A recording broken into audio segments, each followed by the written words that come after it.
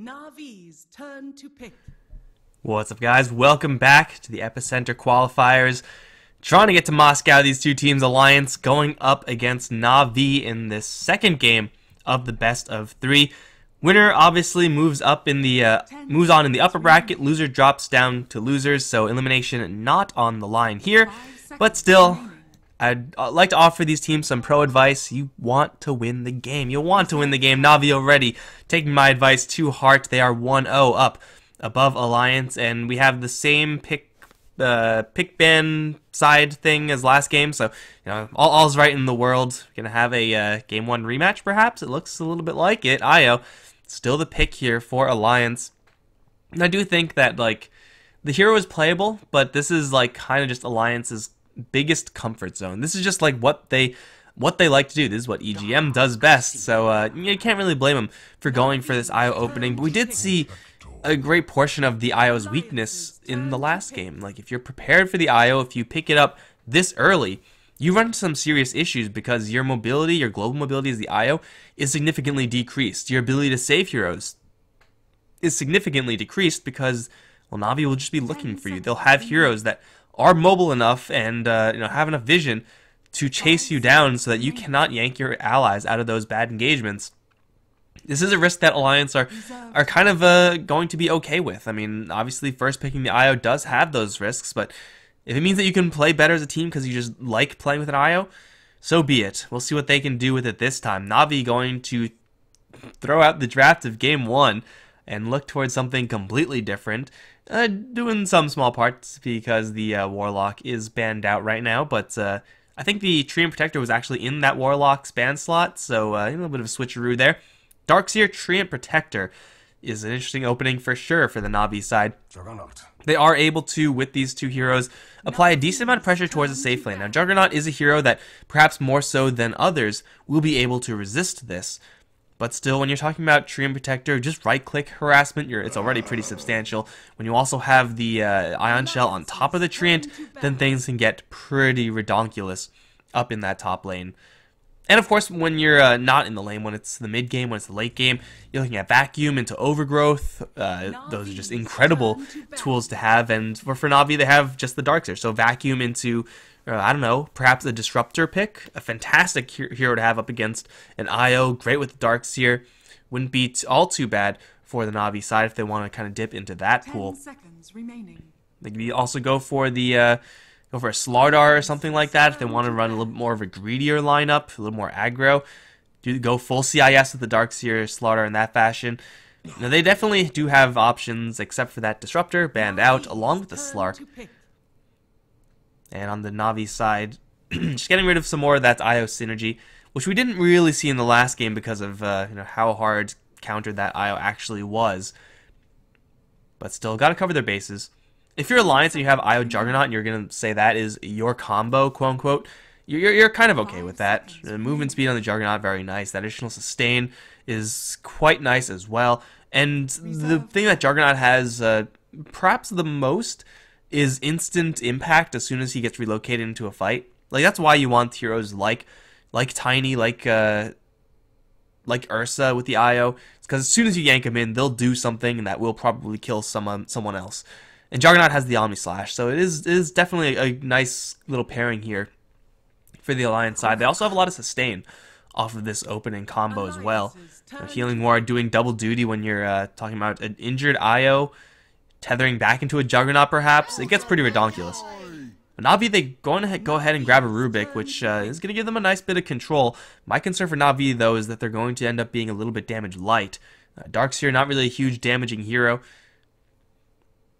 They will need Pycat and Dendi to really step it up in the DPS department in this game. In the meantime, Alliance going to smork their way, possibly, to victory. They have Overcharge on a Juggernaut. They have Bloodlust on a Juggernaut as well. Juggernaut is just going to go ham if that's really going to be the case. The Treant Protector is a pretty good hero to have in that situation. Living Armor will protect you against those big crits, and you could always just Overgrowth the Juggernaut, try to get rid of that Blade Fury. It's not really a huge solid, oh, you're not going to do anything counter, but it's a good answer for Navi, and of course Surge is going to be a very similar response. Navi have so far a very, very defensive set up right now. Terrorblade is still open and up against a Juggernaut. That doesn't seem like the worst selection. Terrorblade also gets a lot stronger, of course, with that Treant Protector. Ideally for Navi, they would want to have someone who's melee, who's always melee in that safe lane, just try to get some Ion Shell value. For right now, it's going to be Lina. As far as mid lane heroes that have damage, I would say Lina probably close to the top, if not at the top. Lina, OD, probably TA, mix that in as well, which is something that Alliance can definitely pick up now. Now, Ion Shell is really good up against that TA in the kind of mid-game stage. But TA with Bloodlust and Overcharge up against the Lina matchup, I think that's a pretty clean one for the Alliance to get. And the best thing is that you know that the TA versus Lina matchup is going to be TA and Ogre Magi versus Lina, because Lina is not really going to get all that much help from Rubik and Treant Protector. A Telekinesis setup for an LSA is not nothing, but it kind of pales in comparison to what Alliance can do if they decide to go for the Templar Assassin at this stage. I do still think that this is kind of a necessity for the Navi side. You know that Rubik and Treant Protector, they, again, aren't going to be really roaming around in the lanes. So that means your mid lane hero has to be self-sufficient. And in this situation, you really don't want to be sacking Dendi. Because, again, if you miss your mid lane hero, then you're just going to run out of damage. You just don't have any follow-up. And I really like this response from Alliance. Batrider with the extra movement speed, dual lane Batrider IO is not bad. But also, they have now a really good hero, along with the Ogre Magi, to deal with that Treant Protector. Fire, good against grass, as I'm sure you guys all know. But they also know that for Navi, their damage is really going to be heavily loaded up into just one or two heroes. Like, Rubik, Treant Protector aren't really that great at responding to a Batrider. Let's just say they're not Vengeful Spirit. And Darkseer as well doesn't really have that much game up against the Bat, so if you're a Batrider, you know that there's very, very easy targets to go for, and those targets are easy to go for and will have a very large impact should you pick them up with the lasso. Now, normally I'm not really a huge fan of the Batrider. I feel like the hero is, I feel like as far as, on a scale of 1 to 100, where 100 is Lina and 0 is Meepo, I feel like Batrider is kind of like a 40, like, 40 percentile of strength. That's just my opinion, though, man. In this game, he is definitely looking like an easy 75. No offense to the Meepo players out there. I know some teams love it. Abed Meepo is definitely a thing. But perhaps I'm biased. Who's a 0 nowadays? Underlord? Is Underlord a 0? He might be. I haven't seen him since the nerfs. Not a single time. Feels kind of bad, man. Navi, take out the Sniper. Another hero that has a decent match versus the Lina. A little bit more of a hero that benefits off of that Bloodlust and the Overcharge and the kind of defensive aspect of the IO, the Relocate out. Yeah, but still, I would be worried if I was Navi in their mid lane. Pycat Lifestealer going to be taken out now as Alliance go for a Silencer. Ooh, this is interesting.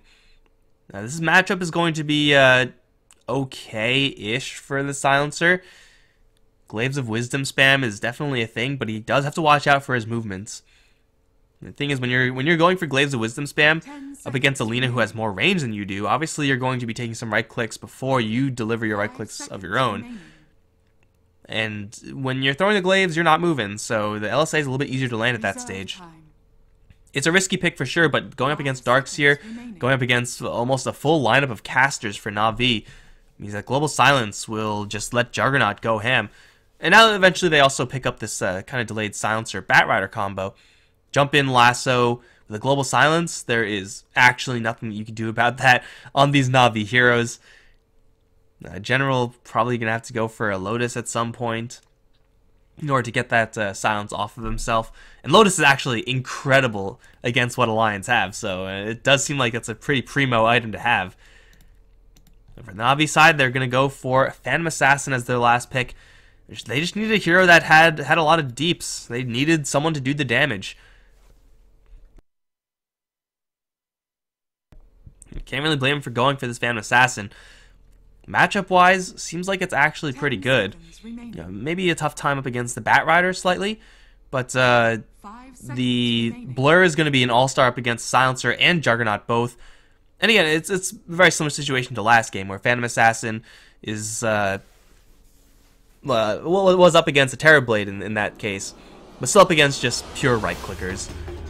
Juggernaut will be happy to get an MKB. Silencer, definitely a little bit less so. So I do like the last pick from Navi, although I do feel like Alliance's draft is a little bit superior. Teamfight perhaps lacking on their side if they're going to get initiated upon, but it's so hard for Navi to initiate on Alliance, whereas the opposite is just so easy. It's a cakewalk with a Batrider and an IO with Global Silence cover. I would expect Alliance to start the fights the vast majority of the times, and Navi at that point don't really have any responses. My audio isn't loud enough to know what this said. I'm a really disappointment of the Chinese community right now. Eternal shame upon my family. Well, smoke up either way from Navi, and I'll wait to introduce them because they may be running into a little bit of a target here in Loda. Does have the spin, obviously. Lift up is going to be used before the spin. LSA completely off, though. Still with this many heroes right-clicking him, he still might go down here. Leech Seed picked up and will kill him off. And also will heal up a lot of that spin damage, so Loda, walking into the wrong neighborhood, gets mugged. And we'll give Dendi that first blood. First blood on Lina is about as best as you can hope for. And ooh, they're actually going to juggle up their lanes a little bit. If a response play from Alliance, smoking up themselves. But they're going into a Darkseer. Ion Shell was picked up, and it will be a little bit of a smork fest right now. How good are the body blocks? They are not.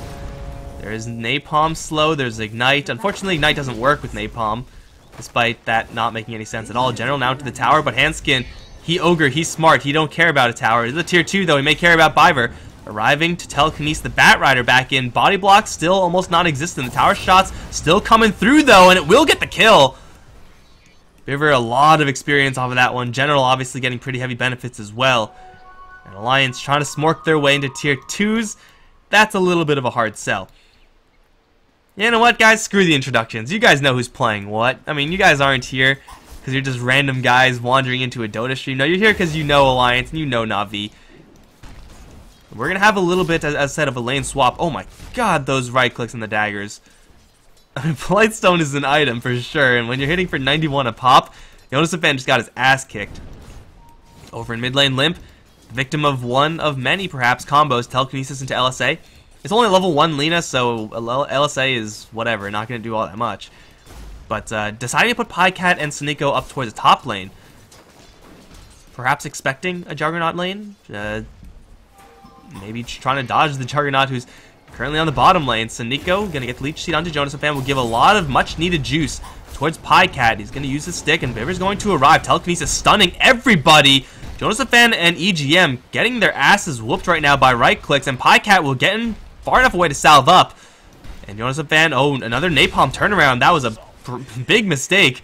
He could have just ran out, but I think he turned around for Napalm or got misclicked and hit with the pathing. Either way, Hanskin now jumped by Pycat, Leech Seed, and lift up. Io doesn't really have anything to help Hanskin with. The right clicks, not enough. Level 2 Rubik, unfortunately not there for him.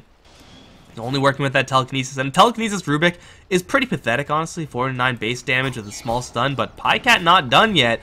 And EGM, he got abandoned by his friendly Ogre, who, by the way, is still being chased down by Sneeko, get punched in the face, and now EGM needs the sickest... Okay, never mind, he's dead. Navi are smorking Alliance harder than Alliance are smorking Navi. And this Treant Protector is doing so goddamn much, it's kind of insane. Like, you always hear, like, oh, you know, Treant Protector, he has, you know, big right clicks, he's able to harass the enemies away. But he never really does this much damage, because usually there's just not this much fighting. But man, Suniko is finding those opportunities. He doesn't even have boots yet. He has no movement speed advantage. He just has... Okay, now he has boots. He has the Orb of Venom only, and he's still able to land those right clicks. Insane. Now let's take a quick look at this boring lane over towards bottom. Loda's going to get some decent farm. General should be getting perfectly fine farm as well.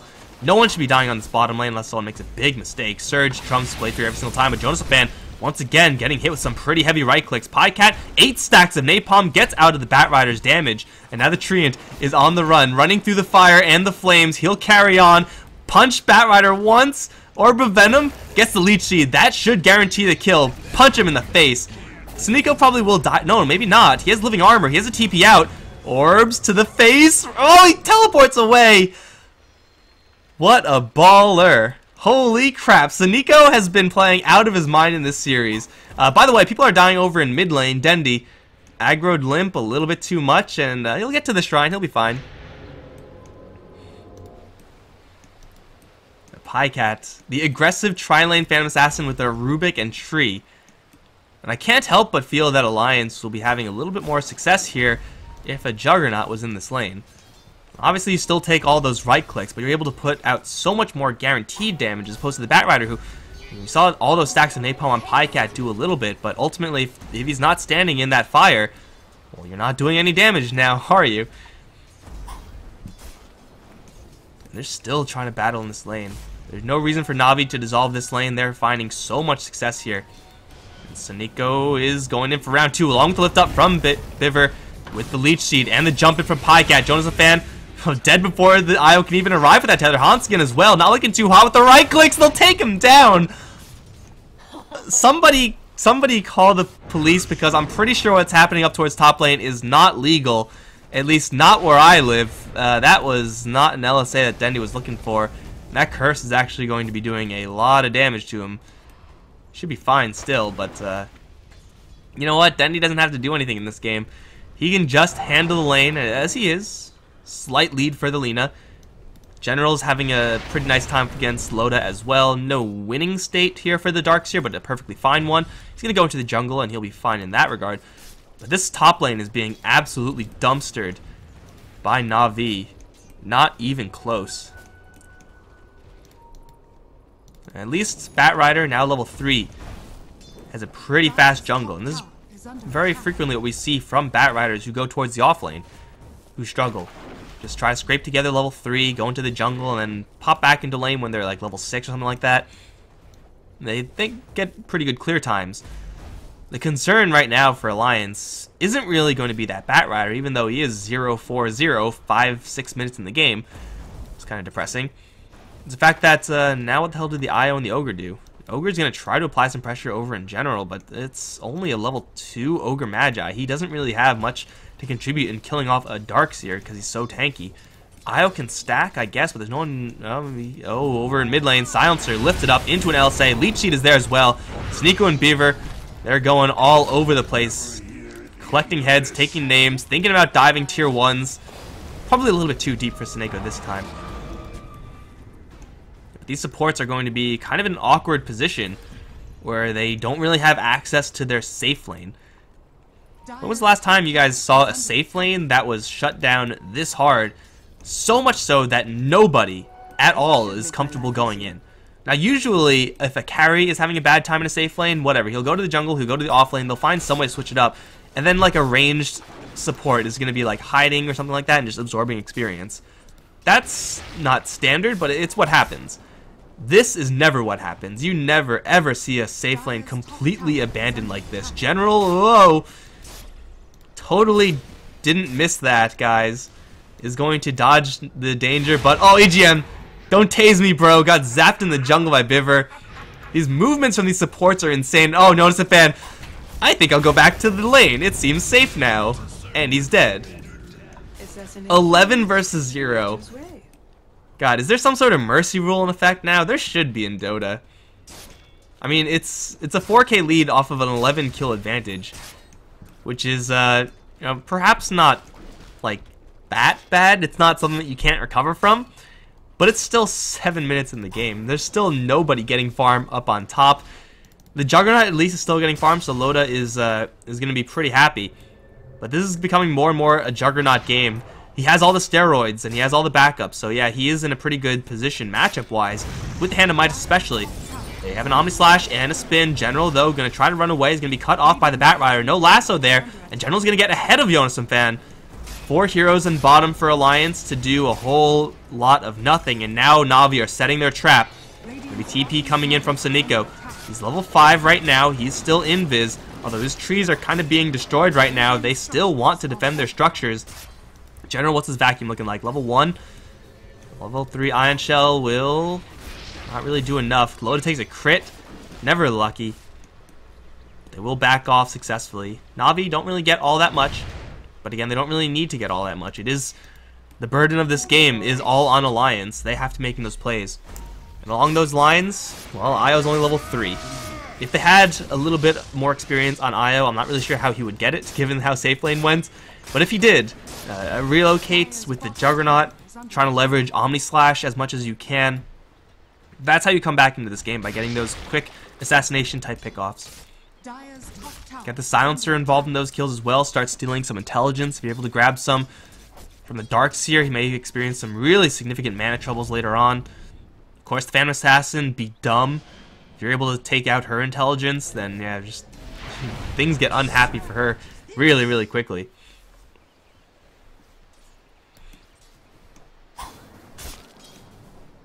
Right now, Navi gonna look to hit the brakes a little bit. Pycat's gonna leave the top lane, give that over to Dendi. Double Nulls, looking for that Bloodstone buildup. On top of the net worth chart, despite being involved in the least action. That's mid lane farm for you right there. It's a favorable matchup as well. 2,500 Silencer, 38 for 12 versus the 63 for 8 of the Lina in the CS department. Sunico's getting the advantage here. That rotate out of the mid lane, getting Dendi into the jungle. Jungling Lina isn't exactly a thing, but hey, you don't need to do it for that long, just until the Treant gets level 6, and he will have that very shortly. Alliance, they are power farming their Juggernaut. They will have steroids galore for this hero. And if Batrider is able to find himself a couple of minutes undisturbed in this jungle, the Blink Dagger can get Alliance right back in this game. So Alliance, they're not feeling hot about this, but they still are in a position to recover, assuming they kind of limit their deaths for the next 5-10 minutes of this game. If this score gets pushed to like 13 or 14-0, that's still like a fine threshold for Alliance. That's something that they can recover from, simply because of how their draft is designed. If they start bleeding out more heroes, then hope is very quickly going to drain away. Io needs to get experience. The Silencer, not even with that global silence yet. Just needs to keep farming. It does seem like Alliance are 100% now reliant on assassination attempts. Speaking of, Vivre gonna get charged down by Loda, FaZe, and Bloodlust. He's pretty quick. Vivre is gonna get into the safety of his tower. Jonas Span does not have his lasso. You'll just have to watch as the Rubik leaves to safety.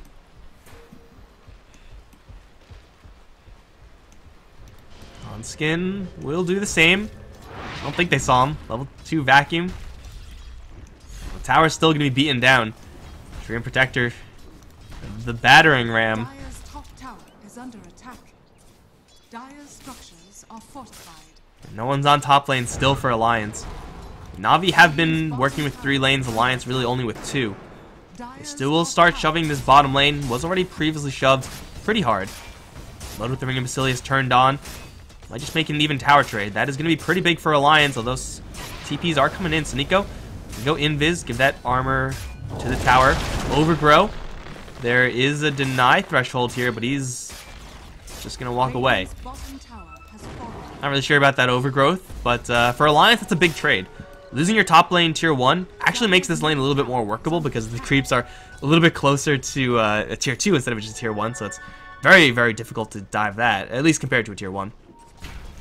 And it'll be an even gold exchange, and when you're behind, you want even gold exchanges as much as you can. Vivre going to run into an Ogre Magi. He's going to be pretty unhappy that he only stole a level 1 spell, but it's not like he could have gotten anything better. On Skin is daggered, and with the Ion Shell, oh my god, that's a crit. That's a double damage rune on Phantom Assassin. I thought that was doing a little bit more damage. Hard to see with all these particles on her, but yeah, Pycat is loaded up with steroids as well. Look at this. This is ridiculous. Well, 12-0. It's only a level 3 Ogre Magi, so it's not that bad. But at the same time, it's a level 3 Ogre Magi 13 minutes in. Like that, this right here, this is not the face of a happy ogre. This is what sadness looks like. If you're ever playing Pictionary and you get sadness, just draw Ogre Magi with 679 net worth. 13 minutes in the game. At least he has boots, right? We've seen worse.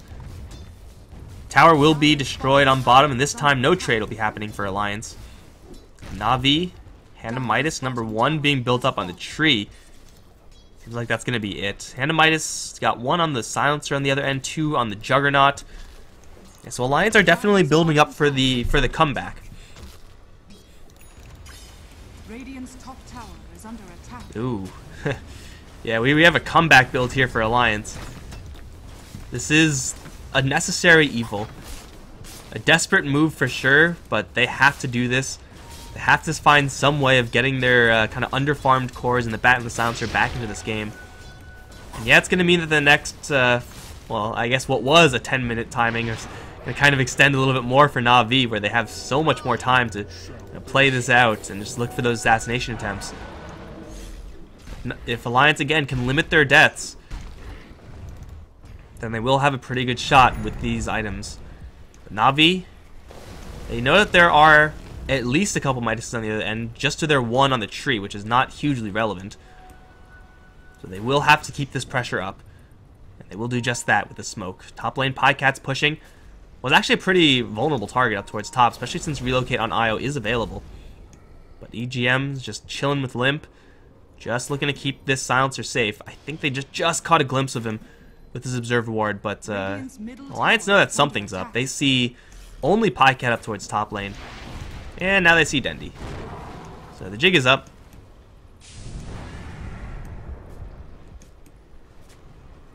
This tower is not long for this world. Alliance starting with the split push, at least as best they can considering the circumstances. Juggernaut's still on top of that worth chart. Very impressed by how Loda's just been able to dodge most of these really bad engagements, keep himself farming. But, oh, Io lifted up. This time he has no Glimmer Cape.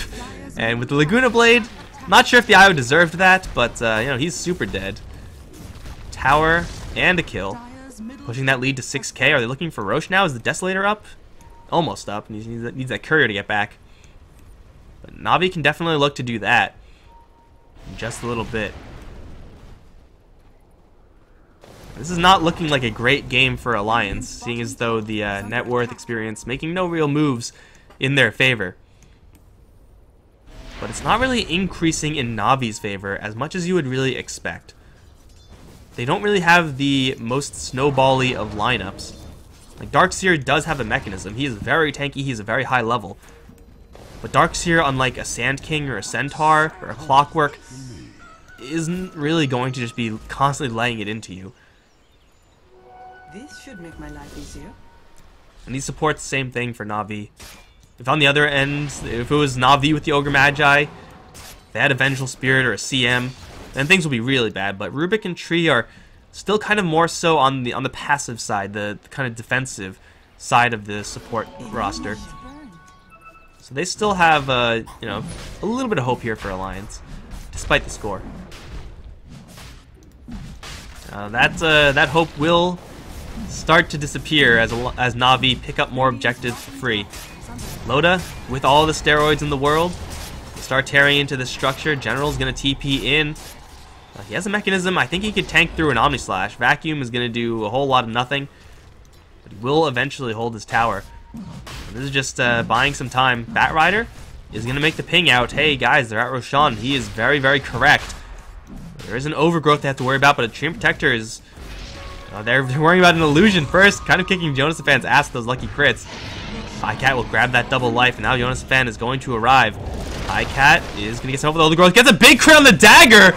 And gets a free kill, though he's still silenced. He's most likely going to lose his first life. Spin now onto Sneeko. Not quite going to kill him just yet. Pycat's going to get another jump out. Another big crit on EGM before he goes down. Omni Slash will get Loda a double, but Dendi now arrives with the Laguna Blade, making it an even 2 for 2. And Loda hit with the dagger. That's not where you want to be, my friend. There's no one to back him up here. At least not to bail him out insofar as an IO. He will spin, but there's no spin TPs. And I'm pretty sure Navi know about that, just looking at the mana pool of Loda. Sick jukes! No, okay. Well, you know what? He tried. He's going to get picked off as well. Everyone else from Alliance will back off. Darkseer mechanism? What Darkseer? You don't need a Darkseer in this fight. Man, Pycat was rolling lucky there. Getting crits when he's like guaranteed to die. But gets a crit with his last dying breath. Not an irrelevant amount of damage coming from this Phantom Assassin. Now that was Alliance to also pick off the Aegis, but I'm not really sure if that's going to affect Navi that much. Dendi has a Shadow Blade, I think, coming out to him. Yeah, that's a full completed Shadow Blade. So he's looking to step up to his assassination role as well. PA and Lena both looking to fill that assassination role. And this tower is super dead despite Navi not having an Aegis to really make this push a super safe one. They now have General. That's their Aegis right there with the mechanism.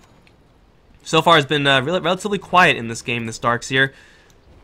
But when he does start to play the game, he'll have most likely level 4 Vacuum with Blink Dagger. And that's not something that Alliance really want to deal with right now. So Nico, speaking of, is going to be running into a lot of heroes and will be dropped. Global Silence as well. And this is going to slow down Dendi's reinforcements. Still looking for EGM. Has the Laguna Blade. It's going to run in with the Invis EGM. And it's going to try to pull away, but Dagger's coming in with the LSA and the big Lightning Bolt. And they're looking also for Loda. They take out his healing. The General's going to try to get in there as well with the Surge. But hey, Alliance, they get themselves on the board 17-3. Still losing an IO for a Treant Protector. Well worth it for Alliance as long as they don't also lose Loda. That will be bad. Big crit!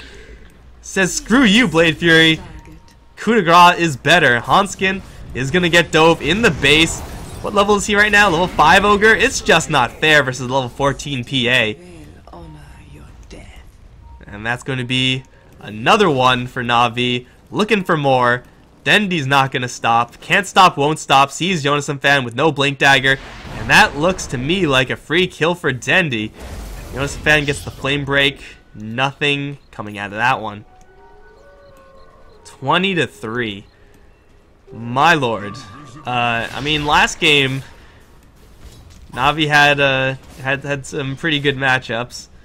It was pretty nice from Navi, but this game is one that Alliance, I'm sure, will probably like to reset from as soon as possible. You don't want the game like this sticking in your mind for too long. Oh, Limp playing pretty aggressively. We'll get the tower deny. Loda's going to arrive. Needs some backup. There's the Overgrowth. Knowing there's no Global Silence, Navi might want to fight here. Get the stun up onto the Juggernaut. EGM not going to yank him out just yet. Gets pulled back into a vacuum, and Loda will fall. And now the jump forward from Pycat. 700 crit. Laguna Blade onto the Ogre. Limp and Batrider are both kind of wondering what the hell do they do here, because they didn't do any damage to Navi. Again, General finally showing up to this game, because he wasn't needed up till now. Is going to open up the front gates for Navi to poke at the high ground. Now, does Lena have that damage talent just yet? Yes, she does. So she has the extra right-click damage with the Shadow Blade, and she's just looking for some sort of opportunity like this. Limp lifted up, has a Force Staff, but I don't think that's going to work. The Shrine, no, it won't work. Pycat is going to get a double. He's also going to go for a Hanskin. He daggered the Silencer and jumped in towards the Ogre. And I think killing the Ogre makes him king, right? That's how it works. Well, EGM and Jonas and Fan are just going to have to watch their buildings be destroyed. 21 minutes in. 3-25 now. That's going to be mid-racks down. And Navi with no signs of stopping. Oh, Dendi with the Feign Retreat. Oh, onto Loda with the Laguna Blade. They got him again. Get mind gamed. Now the Batrider trying to initiate, in quotation marks, of course. EGM's like, get me the hell out of here, guys. I want out.